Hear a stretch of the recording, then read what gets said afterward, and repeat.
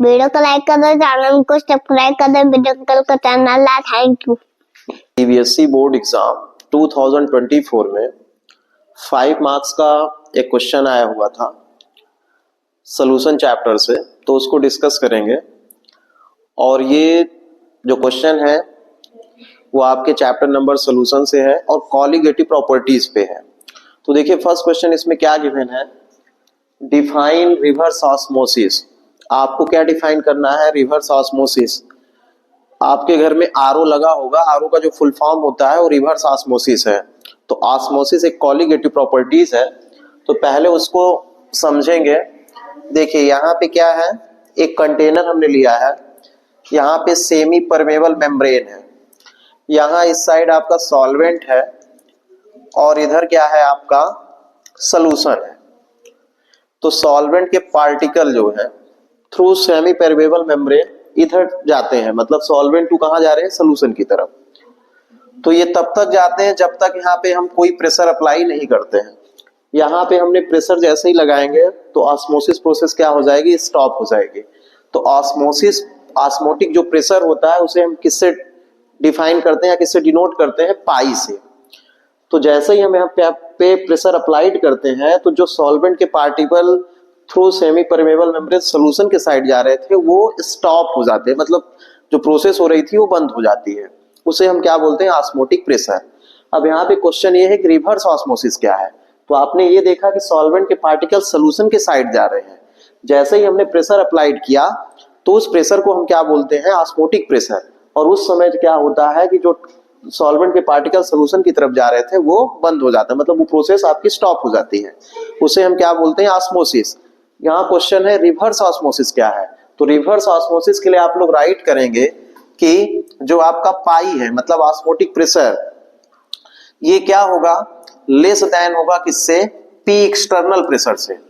P external pressure यदि आपका greater than होगा किससे, ऑस्मोटिक प्रेशर से, तो जो फ्लो ऑफ पार्टिकल होगा वो किस साइड होगा, सोल्यूशन टू कहां हो जाएगा, सॉल्वेंट। इसे ही हम क्या बोलते हैं, रिवर्स ऑस्मोसिस। तो आपका आंसर क्या होगा कि जो ऑस्मोटिक प्रेशर है वो आपका क्या होगा, लेस देन होगा किससे, पी एक्सटर्नल प्रेशर से। जो हम एक्स्ट्रा प्रेशर लगाते हैं वो ग्रेटर देन हो जाएगा किससे, ऑस्मोटिक प्रेशर से।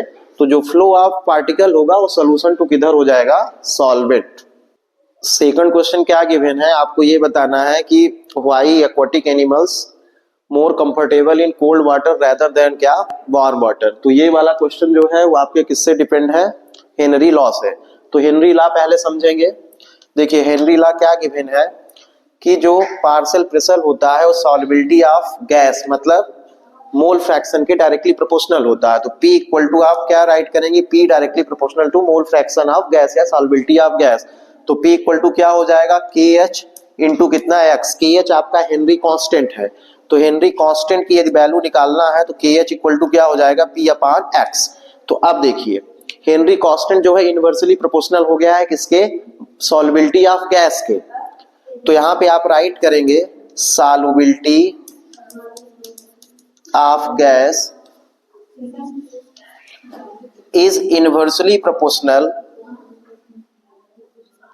टेम्परेचर, मतलब सॉल्युबिलिटी ऑफ गैस जो है इनवर्सली प्रोपोर्शनल है किसके, टेम्परेचर के। रीजन क्या है कि आपका जो हेनरी कांस्टेंट होता है डायरेक्टली प्रोपोर्शनल क्या होता है, टेम्परेचर के। तो यहाँ पे देखिए सॉल्युबिलिटी ऑफ गैस जो है वो इनवर्सली प्रोपोर्शनल है किसके, हेनरी कांस्टेंट के।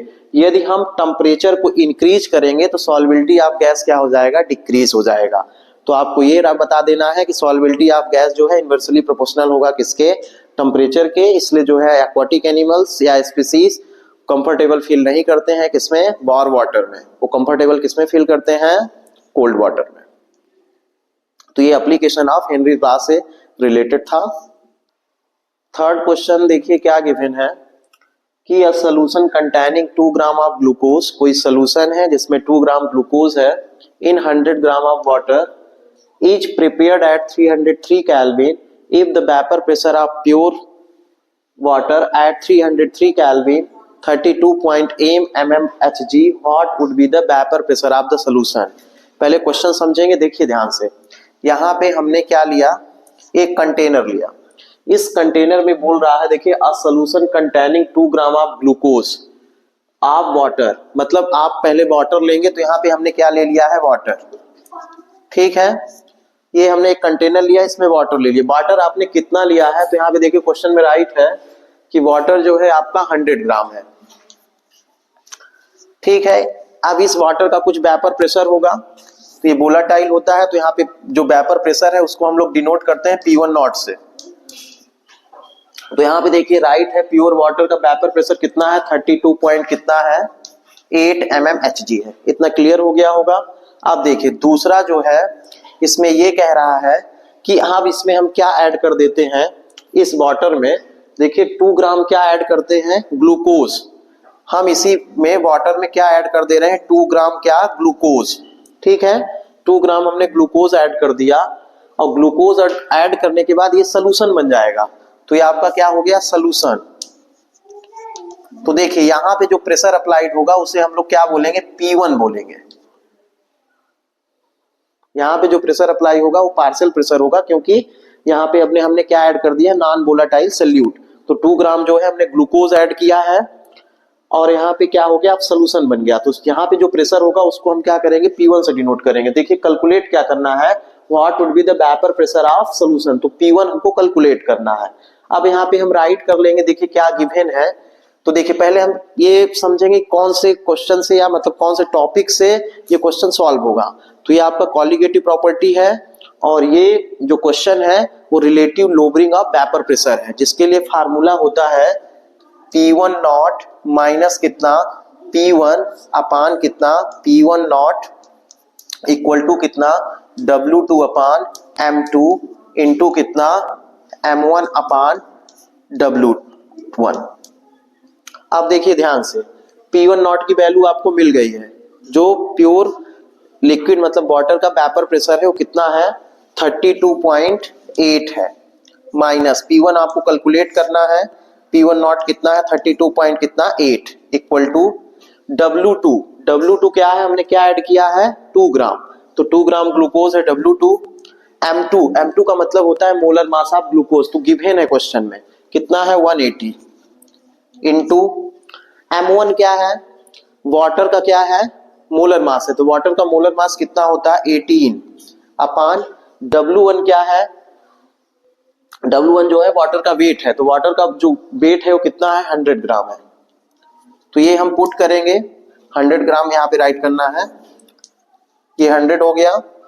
अब देखिए आपको सॉल्व क्या करना है, P1 कैलकुलेट करना है। देखिए इसको डिवाइड कर देते हैं, ये कितना हो जाएगा, 18 1 जा 18 और 0 10 हो गया।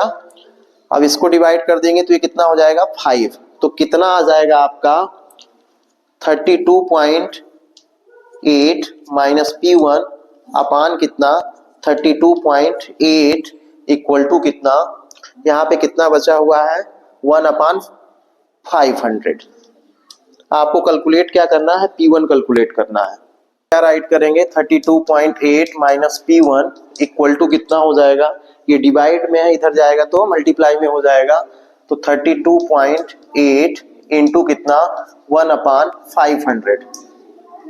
तो इसको राइट कर सकते हैं, 32.8 माइनस P1 इक्वल टू कितना, 32.8 अपान कितना, 500। तो जब इसको हम डिवाइड करेंगे तो आएगा आपका 0.0656। कितना आएगा, 0.0656। तो देखिए आपको P1 निकालना है, तो P1 माइनस में है तो यहाँ P1 राइट करेंगे इक्वल टू 0 पॉइंट कितना, 0656। ये प्लस में है, जब उधर जाएगा तो क्या हो जाएगा, माइनस 32 पॉइंट कितना, 8। तो जब हम इसको सॉल्व करेंगे तो कितना आएगा, minus P1 equal to minus 32 point कितना, 73। ये माइनस से माइनस कैंसिल हो जाएगा, और P1 इक्वल टू कितना हो जाएगा, 32.73 mmHg। क्या हो जाएगा, 32.73 mmHg। तो ये आपका क्या होगा, जो वेपर प्रेशर ऑफ द क्या होगा, सोल्यूशन होगा। तो ये 5 मार्क्स का क्वेश्चन था, जो लास्ट ईयर मतलब 2023 में मीन्स 2024 में आपके बोर्ड एग्जाम में आया था।